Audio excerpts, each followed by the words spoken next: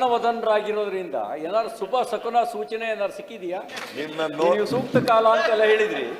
ಶಕುನ ಏನಾದ್ರು ಇವತ್ತು ನಾನು ನೋಡ್ತಾ ಇದ್ದೀನಿ, ಬಹಳ ಲವಲವಿಕೆ ಕಳಕಳಿ, ಆ ಶಾಲು ಕೂಡ ಕಳೆ ಕೊಡ್ತಾ ಇದೆ. ನೋಡಿದಾಗ ಯಾವ್ದಾದ್ರು ಶುಭ ಸೂಚನೆ ಶುಭ ಶಕುನ ಏನಾದ್ರು ಆಗಿದೆಯಾ? ನಮಗೂ ಅಂತ ಆನಂದ ಹಂಚ್ಕೊಳ್ಳಿ ಅಂತ ಹಾಕ್ಸಿದ್ದಾರೆ. ನಿನ್ನೆ ಎಲ್ಲ ಡಿನ್ನರ್ ಪಾರ್ಟಿ ಕೊಟ್ಟಿದ್ದೀರಿ, ಏನೋ ಶುಭ ಶಕುನ ಇದೆ ಅನ್ನಂಗೆ ಕಾಣುತ್ತೆ. ಯಾಕೆಂದ್ರೆ ನಿನ್ನೆ ಎಲ್ಲರಿಗೂ ಊಟಕ್ಕೆ ಹಾಕಿದ್ದೀರಾ, ಬೇರೆ ನಮಗೂ ಕರೆದಿರ್ಬೋದಾಯ್ತು. ನೀವು ಬರಂಗಿರ ಕರಿತೀನಪ್ಪ. ಬಹುಶಃ ನೀವು ಯಾವಾಗಲೇ ಎಲ್ಲರನ್ನ ಕರಿತಾ ಇದೀರಿ, ಯಾಕೋ ನಿನ್ನ ಕರೆದಿಲ್ಲ. ಅಲ್ಲ, ಬಹುಶಃ ಇಷ್ಟರಲ್ಲೇ ಎಲ್ಲರಿಗೂ ಊಟ ಹಾಕಿಸ್ತೀರಾ ಅನ್ನಂಗೆ ಕಾಣುತ್ತೆ. ಅಷ್ಟೇ.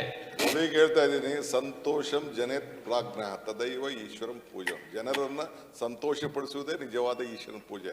ಅದಕ್ಕೆ ನಿಮ್ಗೆ ಸಂತೋಷ ಪಡಿಸಿದ್ರೆ ನಾನು ಸಂತೋಷ ಪಟ್ಟಂಗೆ. ಆ ಪ್ರಯತ್ನದಲ್ಲಿ ನಾನು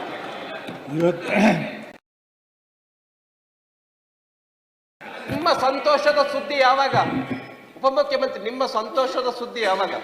ಅವಕಾಶಕ್ಕಾಗಿ ಶೂನ್ಯ ವೇಳೆಯಲ್ಲಿ ಪ್ರಸ್ತಾಪಿಸಿದ ಅವಕಾಶಕ್ಕಾಗಿ ಧನ್ಯವಾದಗಳನ್ನು. 84ರಲ್ಲಿ ನಾನು ಅಸೆಂಬ್ಲಿಗೆ ನಿಂತವನು.